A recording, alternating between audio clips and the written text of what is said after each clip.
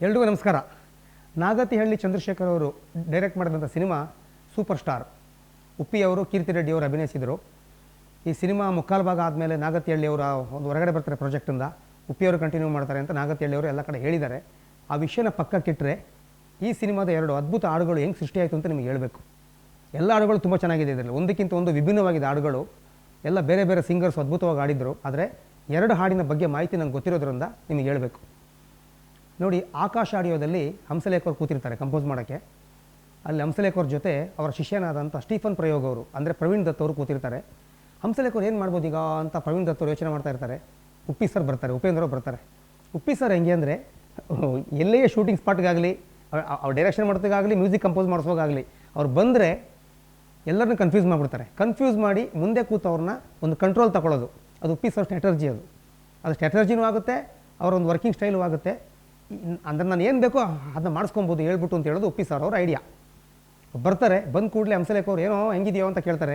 ಯಾಕೆಂದರೆ ಉಪ್ಪಿ ಸರ್ನ ಹಂಸಲೇಖ ಅವರು ಕಾಶಿನಾಥ್ ಮನೆಯಿಂದಲೂ ನೋಡಿದ್ರು. ಈ ಹುಡುಗನಿಗೆ ಒಂದು ಅವಕಾಶ ಸಿಕ್ಕಿದ್ರೆ ಪ್ರೂವ್ ಮಾಡ್ತಾನೆ ಅಂತ ಗೊತ್ತಿತ್ತು. ಪ್ರೂವ್ ಮಾಡಿದ್ರು ಕೂಡ. ಯಾಕೆ ಸೂಪರ್ ಸ್ಟಾರ್ ಬರುವಾಗ ಉಪ್ಪಿ ಅವರು ತುಂಬ ದೊಡ್ಡ ಲೆಜೆಂಡ್ ಆಗಿದ್ದರು, ಸ್ಟಾರ್ ಆಗಿದ್ದರು, ತುಂಬ ಒಂದು ರನ್ನಿಂಗ್ ಆರ್ಸ್ ಆಗಿದ್ದರು. ಅವ್ರು ಬರಬೇಕಾದ್ರೆ ಏನೋ ಹೆಂಗಿದೆಯೋ ಅಂತ ಕೇಳ್ತಾರೆ. ಗುರುಗಳೇ, ನನಗೆ ಇದು ಪ್ರೀತ್ಸೆ ಥರ ಆಡಬೇಕು, ಆ ಪ್ರೀತ್ಸೆಯಲ್ಲಿ ಮಾಡಿದ್ರಲ್ಲ ಆ ಥರ ಆಡಬೇಕು, ಅಷ್ಟು ಇಟ್ಟಾಗಬೇಕು ಹಾಡು, ಆ ಥರ ಒಂದು ರೆಕಾರ್ಡ್ ಬ್ರೇಕ್ ಆಗಬೇಕು, ಆ ಥರ ಆಡು ಕೊಡಿ ಅಂತಾರೆ. ಆಗ ಹಂಸಲೇಖ ಅವರು ಕೂತ್ಕೊಳ್ಳೋ ಫಸ್ಟು ಅಂತಾರೆ. ಕೂತ್ಕೊಂಡ್ಮೇಲೆ ಉಪ್ಪಿಯವ್ರು ಕೂತ್ಕೊತಾರೆ. ನೋಡೋ, ಪ್ರೀತ್ಸೆ ಹಳೇದಾಗೋಯ್ತು, ಬಂತು, ಮಾಡದೆ ಇಟ್ಟಾಯಿತು, ಸೂಪರ್ ಹಿಟ್ ಆಯಿತು, ಓಕೆ, ಅದು ಬಿಟ್ಬಿಡು, ವಾಟ್ ನೆಕ್ಸ್ಟ್, ಹೊಸದೇ ಯೋಚನೆ ಮಾಡು ಅಂತಾರೆ. ಯೋಚನೆ ಹೊಸದು ಮಾಡ್ತಿರ್ಬೇಕು ಕಣೋ, ನಿನಗೆ ಹೇಳ್ಕೊಡ್ಬೇಕು ಯೋಚನೆ ಮಾಡೋದು, ಚೆನ್ನಾಗಿ ಮಾಡ್ತೀಯಲ್ಲಪ್ಪ ಮಾಡು ಅಂತಾರೆ.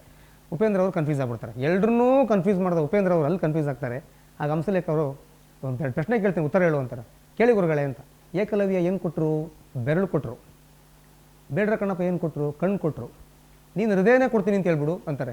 ಉಪ್ಪಿ ಅವರು ಫುಲ್ ಕನ್ಫ್ಯೂಸ್, ಫುಲ್ ಖುಷಿ. ಏನು ಗುರುಗಳು ಹಿಂಗಿದೆ ಲಿರಿಕ್ಸ್, ಇದು ಯಾವುದಿದು, ಏನಿದು, ಏನು ಮಾಡಿದ್ದೀರಾ ಅಂತ. ತಗೊಳ್ಳೋ ಅಂತೇಳಿ, ಅದೇ ಮಾತು, ತಗೊಳ್ಳೋ ಅಂತೇಳಿ, ತಗೊಳ್ಳೇ ತಗೊಳ್ಳೇ ನನ್ನೇ ತಗೊಳ್ಳೇ ಅಂತ ಹಾಡು ಹೇಳ್ತಾರೆ.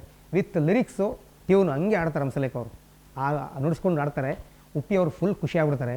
ಗುರುಗಳೇ ತುಂಬ ಚೆನ್ನಾಗಿದೆ, ಇದು ಪಲ್ಲವಿ ಸೂಪರ್ ಆಗಿದೆ, ಚರಣನೂ ಮಾಡಿಬಿಡಿ ಈಗಲೇ ಅಂತಾರೆ.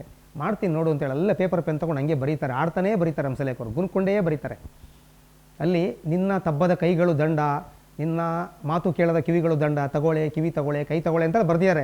ಅದೇ ಚರಣದಲ್ಲಿ 2 ಅದ್ಭುತ ಸಾಲುಗಳು ಹಂಸಲೇಖ ಅವರು ಬರೆದಿದ್ದಾರೆ. ಆ ಹೀರೋ ಇಮೇಜಿಗೆ ಮ್ಯಾನರಿಸಮ್ಗೆ ಹೆಂಗೆ ಮ್ಯಾಚ್ ಆಗುತ್ತೆ ಅಂದರೆ ಅಲ್ಲೇ ಕೂತು ಸೃಷ್ಟಿ ಮಾಡೋದು. ನೆನ್ನೆ ಮೊನ್ನೆ ಅಲ್ಲ, 25 ವರ್ಷ ಹತ್ರ ಆಗ್ತಾಯಿದೆ ಸಿನಿಮಾ ಬಂದು.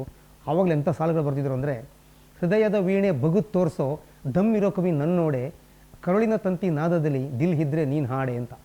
ಅಂದರೆ ತನ್ನ ಪ್ರೀತಿನ ವೈಭವೀಕರಿಸ್ಕೊಂಡು ಮುಂದೆ ಇರುವಂಥ ಪ್ರೇಯಸಿಗೆ ಚಾಲೆಂಜ್ ಹಾಕೋದು. ನನ್ನ ಪ್ರೀತಿ ಇಷ್ಟು ಆಳವಾಗಿದೆ, ನೀನು ಯೋಚನೆ ಮಾಡು ಅಂತ. ಹೃದಯದ ವೀಣೆ ಬಗುತ್ ತೋರಿಸೋ ದಮ್ ಇರೋ ಕವಿ ನಾನು, ಕರುಳಿನ ತಂತಿ ನಾದದಲ್ಲಿ ದಿಲ್ ಹಿದ್ರೆ ನೀನು ಹಾಡು ಅಂತ. ಉಪೇಂದ್ರ ಫುಲ್ ಖುಷಿ, ಏನು ಅದನ್ನೇ ಗುಣಗ್ತಾ ಇರ್ತಾರೆ ಉಪೇಂದ್ರ ಅವರು. ಮತ್ತು 2ನೇ ಚರಣದಲ್ಲಿ, ಭಕ್ತರು ಮಾಡದ ಟ್ರಿಕ್ಸುಗಳಿಲ್ಲ ಮುಕ್ತಿ ಪಡೆಯಲು ಇಲ್ಲಿ ನೋಡಿ ಜಗದಲ್ಲಿ, ಕಾಣದ ಫ್ಲೈಟೇ ಬೇಕು ಅಂದರೆ ಅದರಲ್ಲಿ ಬರ್ತೀನಲ್ಲಿ ನಿನ್ನ ಮನೆಗಲ್ಲಿ. ಹಂಗೆ ಬರೆದು ಮುಂದೆ ಕೇಳ್ತಾರೆ, ಕೈ ಕಾಲು ಸಕಲಾಂಗ ಸರ್ಪ್ರೈಸ್ ಕಣೆ ನನ್ನ ಲವ್ಗೆ, ನಿನ್ನೊಳಗೆ ಐಕ್ಯದ ಚಾನ್ಸ್ ಕೊಟ್ಟರೆ ಗುಡ್ ಬೈ ಕಣೆ ಈ ಮಣ್ಣಿಗೆ ಅಂತ. ಕಣ್ಣಿಗೆ ಮಣ್ಣಿಗೆ ಹೆಂಗಿದೆ ಪ್ರಾಸ. ಇದು ಹಂಸಲೇಖ ಅವರು ಅಂದರೆ ಕೈಕಾಲು ಸಕಲಾಂಗ ಸರ್ಪ್ರೈಸ್ ಕಣೆ ನನ್ನ ಲವ್ಗೆ, ನಿನ್ನೊಳಗೆ ಐಕ್ಯವಾಗುವಂಥ ಚಾನ್ಸ್ ನನಗೆ ಕೊಟ್ಟರೆ, ಮಿಲನ ಆಗುವಂಥ ಚಾನ್ಸ್ ಕೊಟ್ಟರೆ ಗುಡ್ ಬೈ ಕಣೆ ಈ ಮಣ್ಣಿಗೆ ಅಂತ. ಸತ್ರು ಪರವಾಗಿಲ್ಲ ಆಮೇಲೆ ನಾನು ಅಂತ ಹೇಳೋದನ್ನ ಹೇಗೆ ಬರ್ದಿಯಾರು ನೋಡಿ. ತಗೊಳ್ಳೆ ತಗೊಳ್ಳೆ ಅಂತ ಮತ್ತೆ ಶುರುವಾಗುತ್ತೆ ಪಲ್ಲವಿ. ಈ ಥರ ಹಾಡು ಮಾಡ್ತಾರೆ. ಶಂಕರ ಮಹಾದೇವರು ಅದ್ಭುತವಾಗಿ ಆಡ್ತಾರೆ, ಅದು ನಿಮಗೆಲ್ಲ ಗೊತ್ತು. ಉಪೇಂದ್ರ ಅವರ ಲಿರಿಕ್ಸ್ ತೊಗೊಂಡು ಅವತ್ತೇ ಸಂಜೆ ಮನೆಗೆ ಹೋಗಿ ಬಾಗಿಲು ಹಾಕ್ಕೊಂಡು ರೂಮ್ ಒಳಗಡೆ ತಗೊಳ್ಳೆ ತಗೊಳ್ಳೆ ಅಂತ ಹೇಳ್ಕೊಂಡು ಡ್ಯಾನ್ಸ್ ಎಲ್ಲ ಮಾಡಿಕೊಂಡು ನಾನು ಈ ಥರ ಆ್ಯಕ್ಟ್ ಮಾಡಬೇಕು, ಹಂಗೆ ಮಾಡಬೇಕು ಅಂತ ತುಂಬ ರಿಹರ್ಸಲ್ ಮಾಡ್ತಾ ಇರ್ತಾರಂತೆ. ಇದನ್ನು ಮುರಳಿ ಮೋಹನ್ ಅವರು ಇತ್ತೀಚೆಗೆ ನಮ್ಮನ್ನು ಬಿಟ್ಟು ಹೋದ್ರವರು. ಉಪೇಂದ್ರ ಅವರ ಆತ್ಮೀಯ ಗೆಳೆಯ. ಅವರು ಮಾರನೇ ಬಂದು ಹಂಸಲೇಖ ಅವ್ರ ಜೊತೆ ಬಂದು ಕೂತ್ಕೊಂಡಾಗ, ಗುರುಗಳೇ ನೆನ್ನೆ ಏನು ಮ್ಯಾಜಿಕ್ ಮಾಡಿಬಿಟ್ರಿ, ಉಪ್ಪಿ ರಾತ್ರಿ ಆ ತಗೊಳ್ಳೆ ತಗೊಳ್ಳೆ ಅಂತೇಳಿ ಟ್ಯೂನ್ ಆಡ್ಕೊಂಡು ಎಲ್ಲ ಲಿರಿಕ್ಸು ಆಡ್ತಾ ಇದ್ದ, ತುಂಬ ಎಂಜಾಯ್ ಮಾಡ್ತೀನಿ ಗುರುಗಳೇ ಅಂತ. ಹಂಸಲೇಖ ಜೋರಾಗಿ ನಗಾಡ್ತಾರಂತೆ. ಏನಿಲ್ಲ ಕಣೋ, ಅವನ ಇಮೇಜಿಗೆ ಇನ್ನೊಂದು ಇಮೇಜ್ ಕೊಟ್ಟೆ ಅಷ್ಟೇ ಅಂತಾರೆ ಹಂಸಲೇಖ ಅವರು. ಅದೇ ಇಮೇಜ್ ಕೊಡ್ತಾರೆ, ಡ್ಯಾಮೇಜ್ ಯಾವತ್ತೂ ಮಾಡಲ್ಲ ಅವರು ಲಿರಿಕ್ಸಲ್ಲಿ. ಎಲ್ಲ ಹೀರೋಗಳನ್ನೂ ಆ ಥರ ಹಾಡುಗಳಲ್ಲಿ ವೈಭವೀಕರಿಸಿದವರು ಹಂಸಲೇಖ ಅವರು. ಹಾಗೆ ಇನ್ನೊಂದು ಹಾಡು ಮಾಡಬೇಕಾಗಿರುತ್ತೆ. ಹಂಸಲೇಖ ಅವರ ಶಿಷ್ಯೆ ಅಂದರೆ ರಮ್ಯಾ ಅಂತ ಒಬ್ಬರು ಒಂದು ಕೋರಸ್ ಸಿಂಗರು, ಅವ್ರು ನಡ್ಕೊಂಡು ಬರ್ತಾ ಇರ್ತಾರೆ ಸ್ಟುಡಿಯೋ ಒಳಗಡೆ. ಆಗ ಸ್ಟೀಫನ್ ಅವ್ರು ಕೂತಿರ್ತಾರೆ. ಆಗ ಹಂಸಲೇಖ ಅವರು ಸ್ಟೀ ಅಂತ ಕರೆಯೋದು ಹಂಸಲೇಖ ಅವರು ಸ್ಟೀಫನ್ ಅವ್ರನ್ನ. ಸ್ಟೀ, ರಮ್ಯಾ ಒಂದು ಕೇಶರಾಶಿ ಎಷ್ಟು ಚೆನ್ನಾಗಿದೆ ಅಲ್ವಾ, ತಲೆ ತುಂಬ ಕೂದಲು, ಎಷ್ಟು ಒಳ್ಳೆ ಕೇಶರಾಶಿ ಮೇಂಟೈನ್ ಮಾಡಿದಾಳು ರಮ್ಯಾ, ಹಿಂಗೆ ನಡ್ಕೊ ಬಾಮ ಅಂತಾರೆ. ಹಂಗೆ ಬರಬೇಕಾದ್ರೆ ಆ ತಲೆ ತುಂಬ ಕೂದಲು ನೋಡಿ ತುಂಬ ತುಂಬ ತುಂಬ ತಲೆ ತುಂಬ ಅಂತ ಹಾಡು ಬರೀತಾರೆ. ರೆಡಿ, ಅಲ್ಲಿ ನೀಲವೇಣಿ ನಾಗವೇಣಿ ಅಂತೆಲ್ಲ ಅದ್ಭುತವಾಗಿ ಬರ್ದಿಯಾರಲ್ಲಿ ಹಾಡು ರೆಡಿಯಾಗಿ ಹೋಗುತ್ತೆ. 2 ಹಾಡು ರೆಡಿಯಾಗಿ ಹೋಗುತ್ತೆ. ತಗೊಳ್ಳೆ ತಗೊಳ್ಳೆ ಹಾಡನ್ನ ಶಂಕರ ಮಹಾದೇವನ ಅದ್ಭುತವಾಗಿ ಆಡಿದ್ರು, ಈ ಹಾಡನ್ನ ಹರಿಹರನ್ ಅವರು ಅದ್ಭುತವಾಗಿ ಆಡಿದ್ರು. ಈ ಎರಡು ಹಾಡಿನ ಸೃಷ್ಟಿಯ ಬಗ್ಗೆ ನನಗೆ ಸ್ಟೀಫನ್ ಅವರು ಹೇಳಿದರು. ಮೊನ್ನೆ ತಾನೇ ಅವ್ರನ್ನ ಕೇಳಿದಾಗ ಅವ್ರು ಇಷ್ಟು ವಿಷಯಗಳು ಹೇಳಿದ್ರು. ಹೇಳಿ ಗಣಪ, ಇದು ಮಾಹಿತಿ ಚೆನ್ನಾಗಿದೆ, ಇದು ಹೇಳಿ ಅಂದರು. ಹಾಗೆ ಹೇಳಿದೆ. ನಮ್ಮ ಶ್ರೀಗಂಧ ವಾಹಿನಿ ಕಡೆಯಿಂದ ನಮ್ಮ ಸ್ಟೀಫನ್ ಅವರಿಗೆ, ಅಂದರೆ ಪ್ರವೀಣ್ ದತ್ ಅವರಿಗೆ ತುಂಬ ಹೃದಯದ ಧನ್ಯವಾದಗಳು. ನೋಡಿ, ಒಂದು ಹೀರೋಗೆ ಅವರ ಮ್ಯಾನರಿಸಮ್ನ ಅರ್ಥ ಮಾಡಿಕೊಂಡು ಆ ಒಂದು ಹೀರೋದು ಒಂದು ಇಮೇಜಿಗೆ ತಕ್ಕ ಹಾಡು ಕೊಡೋದು ಅವ್ರಿಗೆ ಕರಗತ ಮಾಡಿಕೊಂಡ ವಿಷಯ. ಅದರಲ್ಲಿ ಇನ್ನೂ ಒಂದು ಹಾಡಿದೆ ಚೆನ್ನಾಗಿ, ಅಂಟಂಟು ಅಂತ ಒಂದು ಹಾಡು ಮಾಡಿದ್ದಾರೆ. ಅದು ನೋಡಿ, ಸನಿಹ ಒಂದು ನಂಟು, ವಿರಹ ಮತ್ತೊಂದು ನಂಟು, ನಂಟು ನಂಟು ಅಂಟೋದುಂಟು, ಅಲ್ಲಿ ಅಂಟು ಉಂಟು ಈ ಥರನೇ ಒಂದು ಪದಗಳನ್ನ ಯೂಸ್ ಮಾಡಿ ಹಾಡು ಮಾಡಿದ್ರು. ಅದನ್ನ ಸೋನು ನಿಗಮ್ ಅವರು ಹಾಡಿದರು. ಈ ಥರ ರಾಜ್ಕುಮಾರ್ ಅಂತ ಒಂದು ಹಾಡಿದೆ, ಅದ್ಭುತವಾಗಿದೆ ಅದು ಹಾಡುಗಳು, ಅದು ಹರಿಹರನ್ ಅವರು ಹಾಡಿದರು. ಅಂದರೆ ಎಲ್ಲ ಹಾಡುಗಳು ವಿಭಿನ್ನವಾಗಿದೆ.